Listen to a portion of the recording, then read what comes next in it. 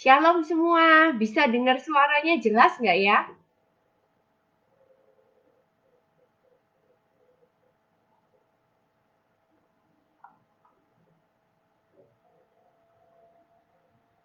Oke, bisa dengar ya. Sorry telat karena hari ini coba pakai laptop supaya nggak kelihatan cuma mukanya aja. Sebelum share, yuk kita doa sebentar ya.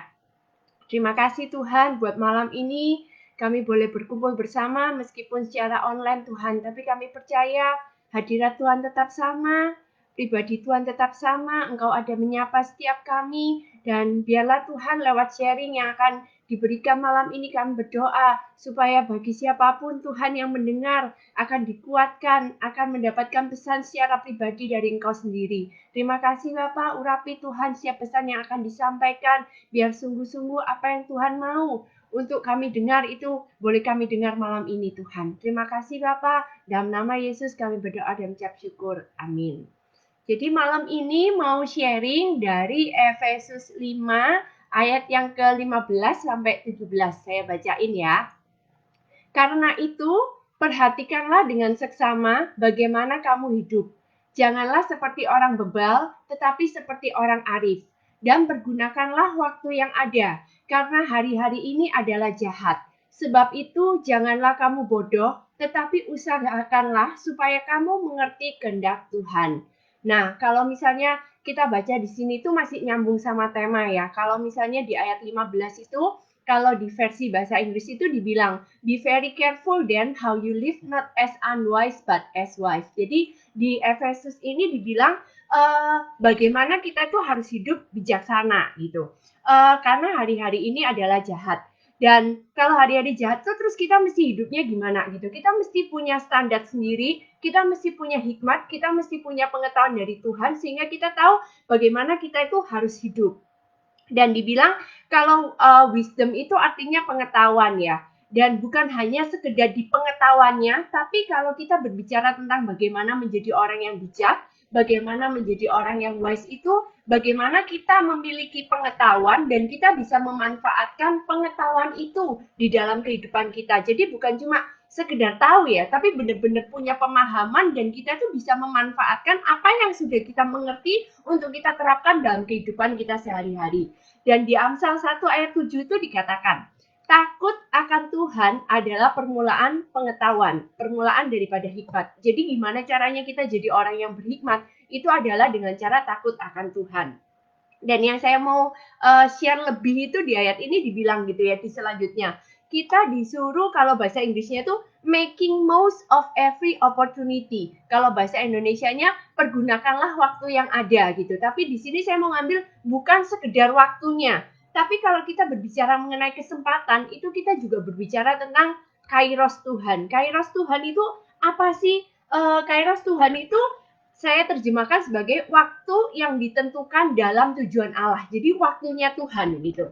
Dan kalau misalnya Tuhan bilang pergunakan waktumu dengan bijak, pergunakan waktumu itu sesuai dengan apa yang Tuhan mau gitu. Kadang kan kita mikir ya hari-hari ini tuh banyak sekali kita yang dirumahkan gitu, kerja dari rumah, sedang dirumahkan, belum kembali ke kantor. Dan kadang itu mikir ya, kapan lalu itu yang share kan sempat pasti pada mikir gini, aduh biasanya tuh kayaknya kerja, pulang kerja harus pelayanan. Kadang mikir, kapan sih waktu bisa buat anak-anak gitu. Kayak saya juga kalau biasanya udah kerja, pulang kadang pelayanan, kadang ya main sama anak-anak. Tapi kalau misalnya nemenin mereka belajar itu sesekali gitu. Tapi 2 bulan ini tuh bener-bener Tuhan kayak kasih kesempatan gitu untuk bener-bener jadi gurunya anak-anak. Belajar sampai saya itu bisa kenal juga oh sifatnya anak-anak ini kayak gimana sih, gaya belajarnya itu kayak gimana sih. Dan saya juga belajar bahwa di hari-hari yang jahat ini Tuhan mau kita tuh mempergunakan waktu kita dengan seimbang. Artinya gimana? Kita seimbang antara keluarga kita, antara waktu pelayanan kita, antara waktu kita bekerja, antara waktu kita berhubungan dengan Tuhan, itu semua itu bisa berjalan dengan seimbang gitu. Dan itu Tuhan inginkan. Dan bagaimana mengatur semua itu kita perlu dari hikmatnya Tuhan gitu. Jadi hari-hari ini Bapak Ibu semuanya yang dapat kesempatan untuk di rumah, jangan ada waktu yang terbuang sia-sia. Belajar untuk ngerti, Tuhan kalau hari ini aku ada di rumah, aku bisa punya waktu kumpul sama keluarga, sama suami, sama istri, sama anak-anak. Kira-kira Tuhan mau kita ngapain gitu? Apa yang kita harus lakukan dengan waktu-waktu kita gitu? Dan biasanya juga ingat-ingat ya, kalau kita lagi sibuk pelayanan tuh ada jadwal doa, ada jadwal apa semuanya di gereja, dan itu kan kita juga waktu keluar gitu. Sedangkan sekarang kita benar-benar bisa di rumah, bisa bangun hubungan sama Tuhan, bisa bangun hubungan sama keluarga, tapi kita juga bisa melayani lewat apa? Ya lewat waktu kita doa bersama, waktu kita sharing gini, ataupun waktu kita doain orang lain gitu. Waktu kita juga sharing sama orang lain, itu kita juga bisa melayani. Jadi benar-benar pergunakan waktu yang ada ini untuk kita tuh bisa balance hidup kita, bisa seimbang, bisa dengan hikmat Tuhan mengatur apa yang selama ini tuh mungkin kita nggak bisa lakukan ya, karena kesibukan kita harus bekerja.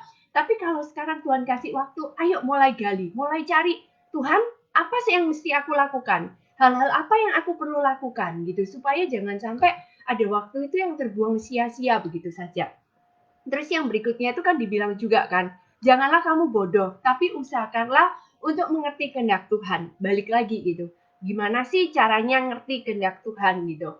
Saya mikir-mikir kayaknya kalau paling gampang gitu ya kita ngomong, kalau mau tahu kehendaknya Tuhan paling gampang, ya berhubunganlah dekat dengan Tuhan. Kayak kita dengan misalnya keluarga kita, dengan pasangan kita ya, saya dengan suami.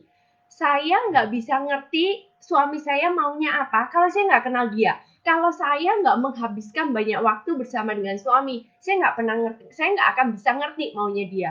Tapi karena sudah sekian tahun bersama, setiap hari bersama, ngerti semua sifat-sifatnya, jadi kadang dari ngelihat mukanya aja, saya bisa ngerti dia lagi setuju atau enggak gitu. Dan sama kita dengan Tuhan gitu. Kalau kita terus bergaul intim sama Tuhan, kita jalan dekat sama Tuhan, setiap saat kita pelihara hubungan sama Tuhan, maka dengan sendirinya kita akan ngerti loh. Waktu Tuhan itu ngomong, kita akan ngerti ini suara Tuhan atau suara kita sendiri atau bahkan suara dari si jahat, kita bisa membedakan karena ada hubungan yang dibangun.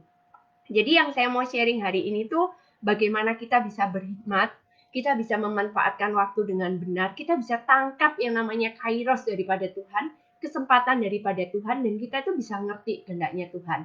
Salah satu contohnya ini pas gitu ya, kemarin saya tuh lagi sharing sama guru lesnya anak-anak gitu. Dia itu bilang gini, kan dia tanya kabarnya gimana, kita saling tukar kabar. Terus saya tanya, gimana kabarnya Miss gitu. Terus dia bilang gini, awalnya waktu lockdown PSBB, terus habis gitu anak-anak di rumah kan dia sempat takut gitu karena anak-anak murid lesnya itu berhenti semua gitu, jadi otomatis nggak ada pemasukan gitu.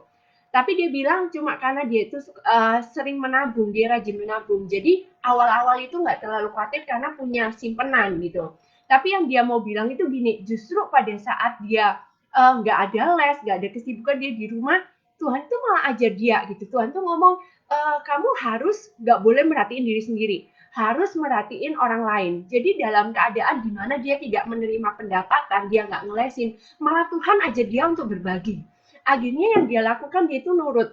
Jadi setiap minggu pagi dia itu masak, dia bagikan makanan-makanan itu ke orang-orang yang membutuhkan, dan yang terakhir ini dia itu bagi sembako. Dan dia bilang itu dilakukan mulai dari kapan lalu, mulai Maret ya, mulai Maret akhir sampai April gitu. Dia melakukan itu gitu, dia taat sama Tuhan, dia disuruh, dia tangkap kesempatan dari Tuhan, dia bagi-bagikan, dan dia bilang, dan yang ajaibnya Tuhan itu tiba-tiba setelah 1 bulan dia melakukan itu, bulan Mei itu tiba-tiba orang tua murid itu mulai kontak dia lagi gitu. Jadi murid-muridnya les itu mulai kontak dia lagi. Padahal kan Mei itu sekolah malah udah mau habis gitu. Tapi malah murid-muridnya, orang tua murid tuh pada bisa kontak dia bilang, Miss mau minta les online gitu. Jadi les pakai Zoom gitu. Dan itu yang maksudnya dia bilang ajaib banget gitu cara Tuhan. Pertama, tiba-tiba nggak ada pemasukan, nggak ada yang mau les, dan dia cuma dengar dari Tuhan, Tuhan bilang, kamu mesti nggak boleh perhatiin diri sendiri, tapi perhatiin orang lain. Dan dia melakukan itu, meskipun awalnya mikir loh, bayangin, kalau kita lagi kekurangan, kita lagi butuh, dan kita disuruh berbagi, itu bukan hal yang gampang gitu loh. Kalau kita lagi berlimpah, mungkin berbagi itu mudah. Tapi pada saat kita nggak punya apa-apa, kita dalam keadaan kepepet, dan Tuhan perintahin, ingat sesamamu, berbagi sama sesamamu. Tapi kita ngerti kalau itu yang Tuhan kehendaki, kalau itu yang Tuhan mau, dan kita mau tangkap itu, kita mau melakukan itu tepat di waktu yang Tuhan suruh, maka itu Tuhan tuh bisa gitu ajaib gitu. Yang keadaannya tuh bisa dibalik kayak balik telapak tangan gitu. Semudah Tuhan balik telapak tangan dari yang nggak ada pemasukan, tiba-tiba semua murid-murid lesnya itu mau balik les online gitu. Termasuk saya juga mikir gitu, yang lalu lagi les sama suami, nggak boleh guru datang ke rumah semua. Jadi otomatis anak-anak belajarnya cuma sama mamanya. Dan kok ya tiba-tiba anak saya itu yang kecil bisa bilang, Mami, mau dong les sama Miss ini, sih juga kaget gitu. Biasanya kan kalau jadwal sekolah, jadwal les itu anak-anak mau pinginnya tuh libur les, bisa main, nggak belajar. Tapi ini kok mendadak juga bisa tanya saya, Miss Mami mau les lagi gitu sama Miss itu. Jadi saya kontak Miss itu dan anak saya les online gitu. Makanya kemarin waktu share itu saya juga, ya ampun ya, cara Tuhan itu ajaib banget gitu. Kalau kita bisa tangkep apa yang Tuhan mau, kita bisa ngerti.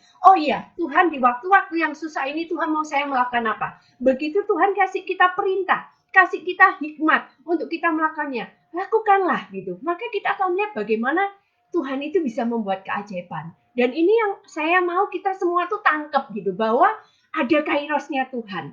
Ada kesempatan yang Tuhan berikan. Meskipun saat ini tuh keadaan kita tuh susah. Waktu saat ini tuh kayaknya banyak orang yang terkena dampak secara ekonomi. Tapi Bapak Ibu mesti percaya kalau di dalam Tuhan itu ada kairosnya Tuhan. Ada kesempatannya Tuhan yang bisa datang itu tiba-tiba waktu kita ngerti kehendaknya Tuhan. Yang perlu kita tangkap cuma gini, ngerti kehendaknya Tuhan, tangkap itu, dan lakukanlah dengan hikmat sesuai dengan apa yang Tuhan mau. Dan tiba-tiba boom, keadaan kita yang tiba-tiba nggak enak itu Tuhan bisa balik. Yang namanya kita itu banyak nangis karena kita sedih nih keadaan gimana, Tuhan tuh bisa gantikan dengan sukacita. Dan itu yang saya pingin malam ini tuh kita tangkap. Karena hari-hari ini tuh jahat. Dan hari-hari ini tuh kita nggak bisa ngerti. Tapi satu hal, mau bagaimanapun keadaannya, kita punya Allah yang hidup. Kita punya Allah yang bisa ngomong, kita punya Allah yang bisa nuntun kita kayak Bapak kita itu nuntun kita gitu. Kayak Bapak kita itu bilang, kamu ke kanan, kamu ke kiri. Langkah-langkahmu kayak gini. Bapak itu bisa kasih kita kayak gitu. Nah, yang penting apa? Ayo bangun hubungan dekat sama Tuhan. Supaya waktu Tuhan itu ngomong, itu nggak lewat gitu aja Bapak Ibu. Karena saya percaya kesempatan Tuhan itu datang, udah ada time frame-nya Tuhan. Ada waktunya Tuhan. Tinggal gimana kita tuh nangkepnya, kita tuh ngertinya. Dan waktu kita semua nangkep dan ngerti, dan kita mau dengan hati yang taat melakukan, meskipun keadaan nggak mendukung. Meskipun kayaknya sumber kita itu apa yang kita miliki itu ya, kapasitas kita, segala mungkin keuangan kita apapun terbatas, tapi kalau Tuhan yang bilang, Tuhan yang suruh kita jalan, kita taat, maka kita akan lihat keajaiban. Tiba-tiba yang namanya padang gurun kita, padang gurun yang gersang, yang kering, itu bisa Tuhan tiba-tiba ubahkan menjadi taman surga. Ayo Bapak Ibu, jangan menyerah. Kita punya Tuhan yang hidup. Kita punya Tuhan yang bisa berbicara ke Abraham. Kita punya Tuhan yang bisa berbicara di zaman Nuh. Kita punya Tuhan yang bisa berbicara di zaman Daud. Maka Tuhan yang sama itu bisa berbicara kepada kita untuk kehidupan kita saat ini, di waktu-waktu ini. Kita mesti tangkap, jangan sampai masalah kita, kesusahan kita itu ngalihkan fokus kita sampai kita tuh nggak bisa ngapa-ngapain. Istilahnya jadi budek. Jadi nggak bisa dengar cuma karena terlalu fokus sama masalah. Terlalu fokus akan kesulitan. Terlalu fokus akan pintu yang tertutup. Karena fokusnya ke pintu yang tertutup, waktu Tuhan bukain pintu yang baru, kita nggak kelihatan, kita nggak melangkah, kita nggak dengar. Nah, jangan sampai kita miss. Jadi, di waktu-waktu yang susah ini saya percaya Bapak Ibu, Tuhan akan tetap membukakan pintu bagi anak-anaknya. Tinggal bagaimana kita mengerti kehendak Tuhan. Bagaimana kita dengan bijak, kita dengan wisdom, dengan hikmat itu kita tangkap apa yang Tuhan mau untuk masing-masing kita lakukan. Dan percayalah, waktu kita bisa tangkap, nggak ada masa dalam kehidupan kita yang terlewat begitu saja. Mau itu masa kita bersuka cita, mau itu masa kita berduka cita, waktu itu masa kita membangun, waktu itu masa kita berjuang, itu tuh Tuhan bisa lakukan sesuatu yang ajaib. Jadi ayo semangat, ayo kuat teman-teman PD Lebak Jaya semuanya, apapun keadaanmu hari ini, percaya Tuhan bisa berbicara. Dan waktu Tuhan berbicara, kita tinggal melakukannya. Dan kita akan lihat bagaimana Tuhan membalikkan setiap keadaan kita. Percaya ada kebaikan Tuhan. Percaya bahwa Tuhan turut bekerja. dalam segala situasi, dalam segala keadaan. Tetap kuat, tetap semangat. Ayo kita berdoa ya sebelum kita tutup. Terima kasih Tuhan buat pesan-Mu Tuhan. Buat kami bisa menangkap setiap musim, setiap waktu yang ada di dalam kehidupan kami. Agar tidak ada apapun yang berlalu dengan sia-sia tanpa kami mengerti apa maksud Tuhan. Bahkan di masa-masa yang sukar yang sedang kita hadapi bersama saat ini, kami percaya Tuhan, ada tuntunan Tuhan. Kami percaya akan ada suara Tuhan bagi setiap pribadi, bagi setiap keluarga. Akan ada tuntunan yang begitu jelas untuk setiap kami. Sehingga kami tahu apa yang harus kami lakukan. Sehingga kami tahu setiap langkah-langkah yang kami harus ambil Tuhan. Bapak, aku berdoa Tuhan, buat setiap kami dalam komunitas ini, siapapun yang mendengar pesan ini, kalau hari-hari ini kami masih bergumul, kami masih berjuang, kami masih melihat pintu itu tertutup, Tuhan kami mau percaya bahwa kami punya Tuhan yang hidup. Kami akan melihat pintu-pintu yang mulai dibukakan, dan kami akan melihat tuntunan-tuntunan Tuhan.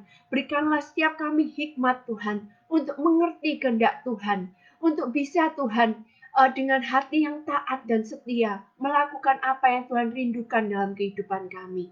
Terima kasih Bapa, hamba-Mu memberkati Tuhan, setiap anak-anak Tuhan yang mendengarkan. Tuhan memberi kekuatan yang baru, Tuhan memberikan hikmat yang baru, Tuhan memberikan tuntunan yang selalu baru setiap hari. Dan kami percaya, kami akan mampu melewati semua ini, waktu-waktu yang sulit, dan kami akan keluar sebagai pemenang. Terima kasih Tuhan karena kami memiliki Tuhan. Terima kasih Tuhan untuk setiap hari-hari yang baik yang akan Tuhan berikan dalam kehidupan kami. Kami percaya Tuhan, segala sesuatu Engkau kerjakan untuk mendatangkan kebaikan bagi kami yang mengasihi-Mu. Terima kasih Tuhan buat malam ini. Hanya di dalam nama Tuhan Yesus kami berdoa dan mengucap syukur. Amin. Bapak Ibu tetap semangat. Sampai kita ketemu dan saya mau dengar kisah-kisah kemenangan, kisah-kisah perjuangan iman, kisah-kisah yang luar biasa dari kehidupan Bapak Ibu semua. Selamat malam, Tuhan Yesus memberkati dan tetap semangat.